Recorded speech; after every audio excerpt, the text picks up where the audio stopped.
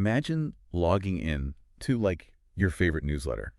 You're reading this genuinely thought-provoking piece, and you see just a perfect opening to politely disagree. Right. Like, you just want to add a little nuance to the conversation based on your own lived experience, Yeah. you know?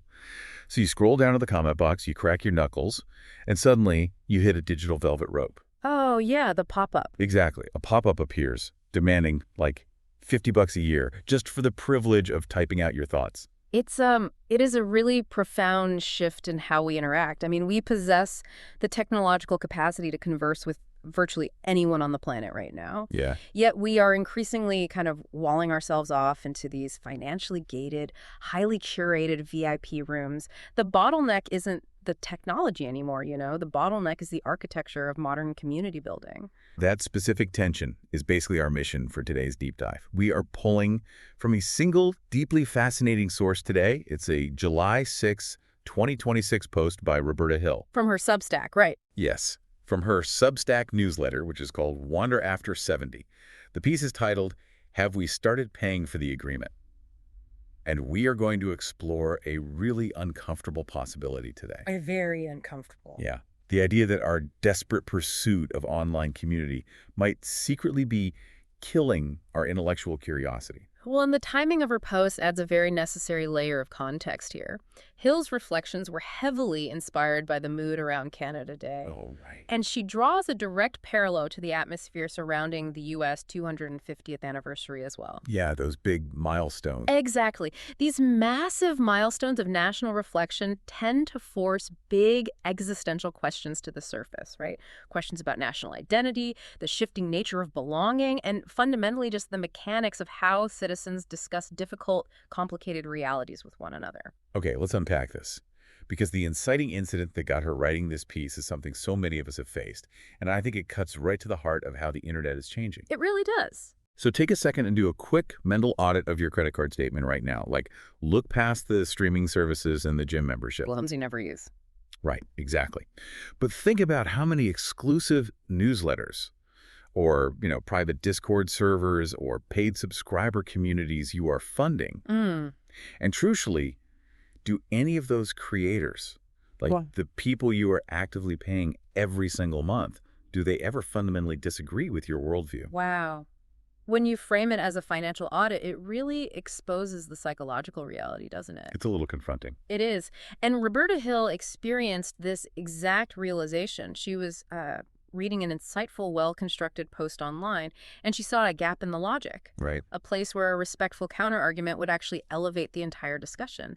But when she attempted to contribute, the comment section was locked behind a paywall. The dreaded paywall. Yeah, the author had reserved the right to reply exclusively for paying subscribers. Now, I do want to jump in here and establish Hill's immediate caveat, just so her premise isn't misunderstood right out of the gate. Good point. She's not vilifying creators at all. No, not at all. I mean, she operates a newsletter with paid subscribers herself, and she deeply values their financial support. It is just a simple reality that writers deserve compensation for their intellectual labor. Absolutely. And furthermore, I think anyone who has ever managed a digital community understands that open comment sections, well, they often just devolve into unmanageable chaos. Oh, completely. Bad faith actors, relentless trolls. I mean, moderation is basically a grueling, unpaid second job. Right. So building protective boundaries around a community you've nurtured, it's often just a matter of basic digital survival. It is. But let's translate this to the physical world to really see the mechanics at play here. Picture a public town hall meeting about, say, a zoning issue in your neighborhood. Okay, I'm picturing it. You walk into a high school gymnasium, you grab a squeaky folding chair, and you're told, welcome. You can sit here and listen to the mayor outline the plans for free. Sounds pretty standard. Right. But if you want to walk down to the center aisle, step up to the microphone and raise a concern, you have to swipe your credit card for a $50 VIP fee. Yikes. Yeah. So my initial pushback to Hill's frustration is, isn't this just the creator economy functioning exactly as intended? How do you... Well, it's a free market, right? If a writer spends years building the stage and gathering the audience, shouldn't they have the absolute right to charge admission for the microphone? What's fascinating here is that Hill isn't actually disputing the economic justification. She readily concedes the market logic of it. Okay. The pivot she makes is toward the psychological and cultural fallout of that market logic. The core issue isn't the transaction itself. Right. The danger lies in the unintended side effect of who is systematically left standing outside that digital gymnasium. Oh, wow. Yeah. Because by definition, the people left outside are the ones who aren't invested enough to pay. Exactly. And if you are only marginally interested, or, crucially, if you hold a dissenting view, you are never going to pull out your wallet just to engage in a debate. You're just going to close the tab. Precisely. The barrier to entry filters out friction. If the only people holding the microphone are the ones who already fundamentally align with the host enough to financially support them, well, the ecosystem changes entirely. It really does. And this points to Hill's core revelation. The fundamental nature of the transaction has changed. People are no longer subscribing to acquire rare information. What are they buying then? They are subscribing to purchase a sense of belonging. Purchasing belonging. Wow. So they're basically buying into a neighborhood. Yes, exactly. And when you buy into a gated community, you expect the neighborhood association to keep things quiet and comfortable. You want to hang out in spaces where your baseline assumptions about the world are just, validated. Right. The underlying behavioral mechanism at play here is totally natural, but it's insidious. When a creator's livelihood relies on recurring revenue from a highly engaged subset of superfans, the financial incentive is to cultivate affinity. To not rock the boat. Right. To avoid alienating the base. I mean, we don't wake up in the morning and consciously decide to pay a monthly fee to avoid differing viewpoints. Nobody thinks they're doing that. Exactly. But when digital spaces are monetized based on shared assumptions, disagreement quietly evaporates. We are inadvertently paying for agreement. Which brings us to the groupthink danger. It isn't that the creator is standing there as some tyrant, actively deleting dissenting comments or punishing people who disagree. No. It's a passive silencing. The friction is gone because the people who hold those alternative views simply didn't buy a ticket to the room. Right. The echo chamber forms naturally, almost accidentally, out of this desire for comfort. Yeah. And we can see the consequences of this when we look at the immense consequential conversations Hill noticed around Canada Day. Oh, right, the context she was writing in. Yeah. Citizens are currently navigating incredibly thorny issues right now. The sheer affordability of daily life, complex immigration policies, a structural housing crisis, the future of healthcare. Huge, heavy topics. Massive topics. And people are looking around and wondering if the social contract they grew up with is still intact. Regardless of the ideological spectrum, these are objectively messy, multifaceted realities. And trying to untangle those realities in a space where everyone already agrees with the premise, it's like trying to solve a puzzle when you only have the blue pieces. Oh, that is a perfect way to visualize it. Hill's fundamental argument is that civic and cultural discussions are just exponentially richer when individuals with radically different life experiences can participate. Right. If we attempt to debate the intricacies of healthcare infrastructure inside a paid silo where everyone is just nodding along with the host's preconceived notions, well, we aren't stress testing our ideas. Yeah, it's just patting each other on the back. Yeah. We are just participating in a collective performance of certainty. And this connects beautifully to Hill's professional background, actually. She spent a significant portion of her career operating as a coach. Right, which informs her whole perspective here. Exactly, which means her entire professional value was rooted in asking questions, not just handing out edicts. And she notes that in these paid, hyper-curated spaces, we are entirely losing the phrase, "I see this differently." It's true. So how does a phrase that simple become so endangered? And why is she fighting so hard to keep it alive? Well, we lose that phrase because uttering "I see this differently" introduces social friction. Oh, sure. And as we've established, the economic model of the PED community is optimized for social comfort. The customer is paying for a sanctuary from the exhaustion of the open internet. Yeah.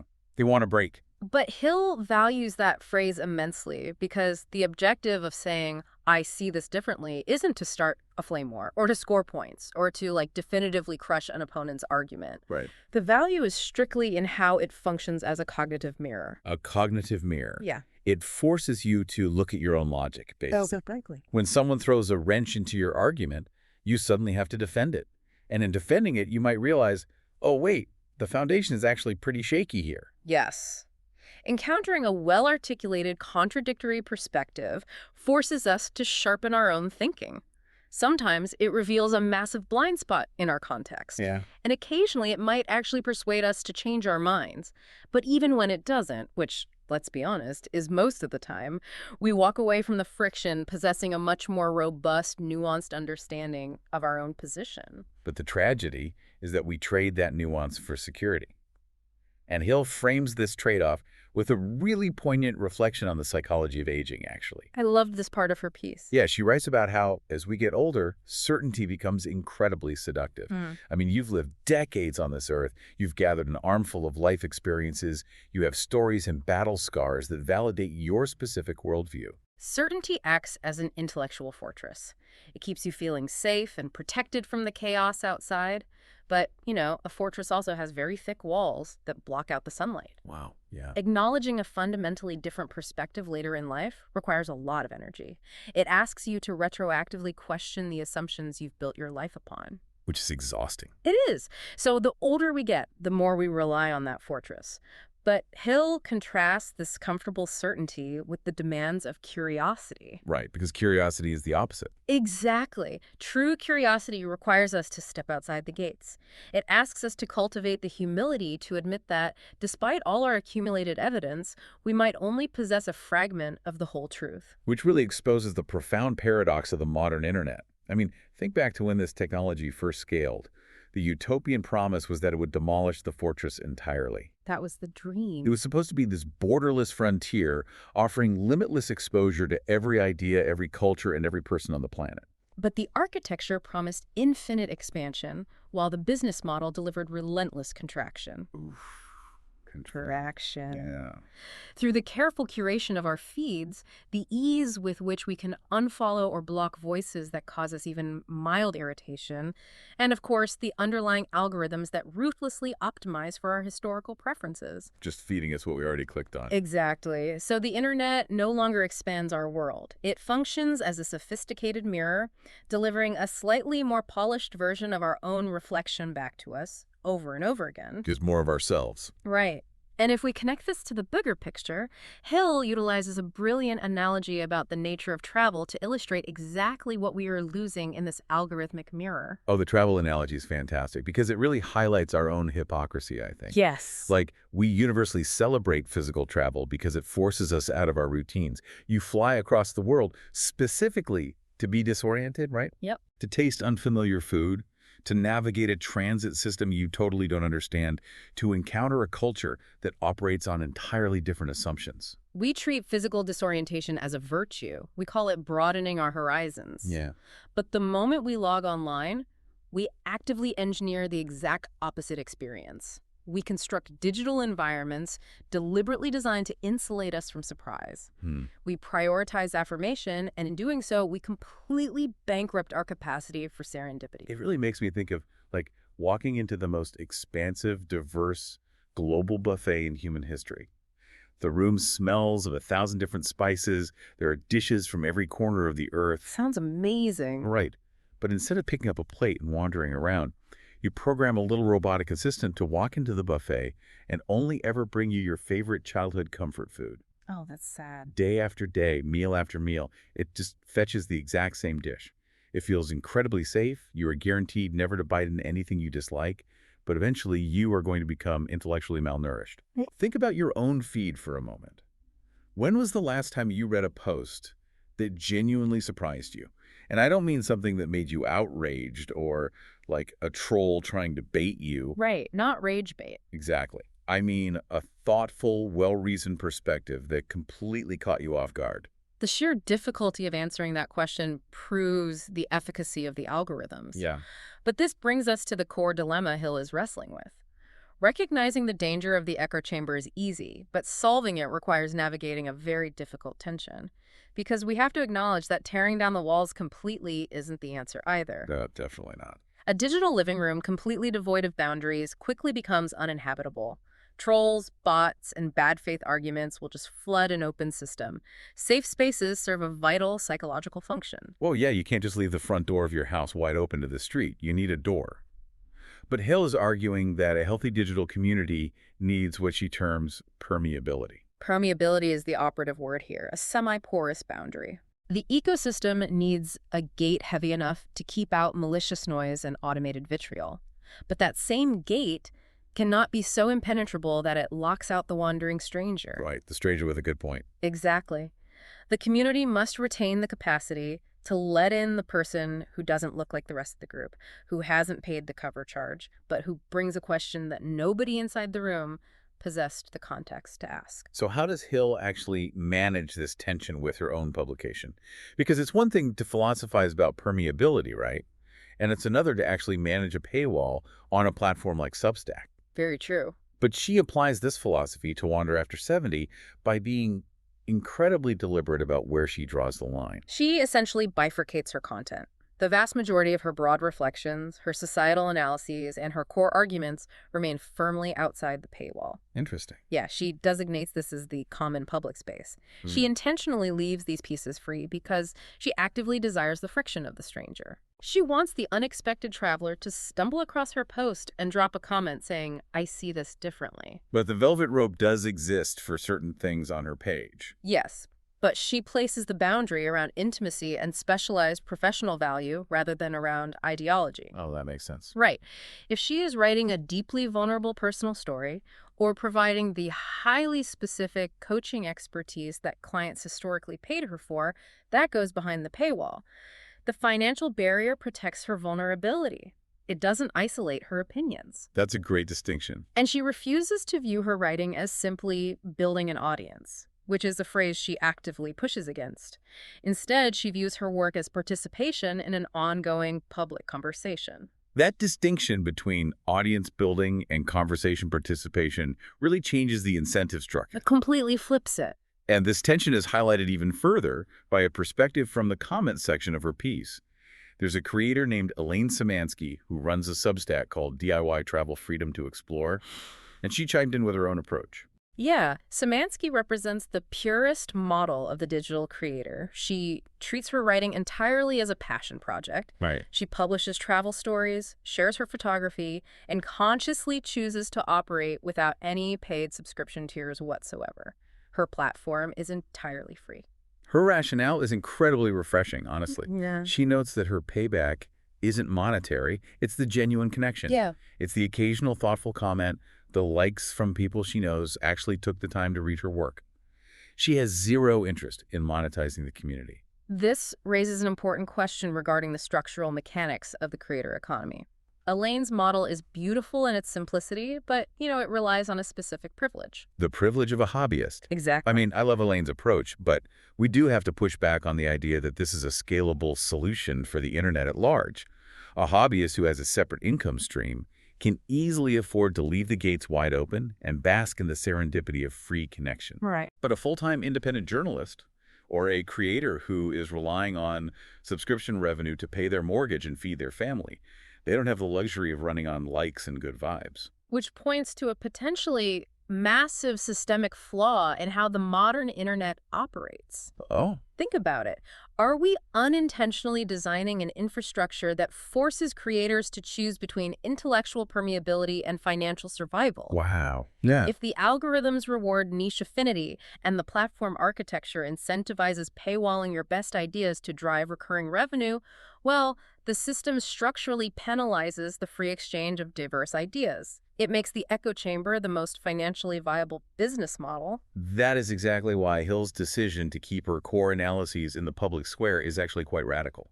She's actively resisting the structural financial incentive of the platform in order to protect the serendipity of the stranger. It is a deliberate act of intellectual preservation. So bringing all of these threads together, our mission today was to investigate how our very natural desire for online community might be quietly starving our curiosity. Right. We've traced the mechanism of how platforms shift our focus from paying for information to paying for belonging.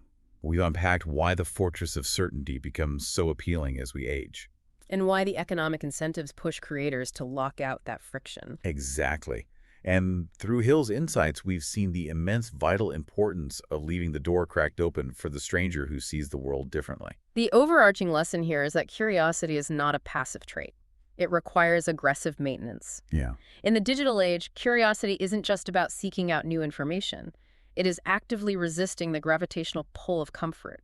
It is the conscious decision to not stop listening the moment we locate a group of people who validate our pre-existing worldview. You have to keep wandering the buffet, even when the robot keeps offering you the mac and cheese. Precisely. Because if we fail to maintain that permeability, the downstream consequences are terrifying. Wow, so Think about historical empires or isolated societies.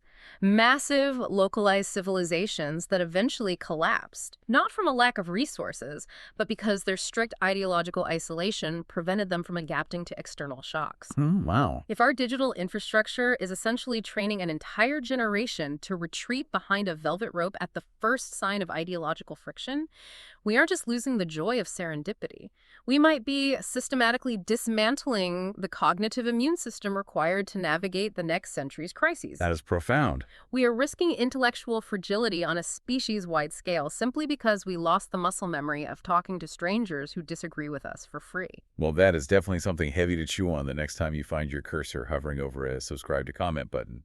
Take a look around whatever digital room you are sitting in today and ask yourself who didn't buy a ticket and what vital context you might be missing because they aren't there. Thank you for taking this deep dive with us. Keep questioning, keep wondering, and we will catch you on the next one.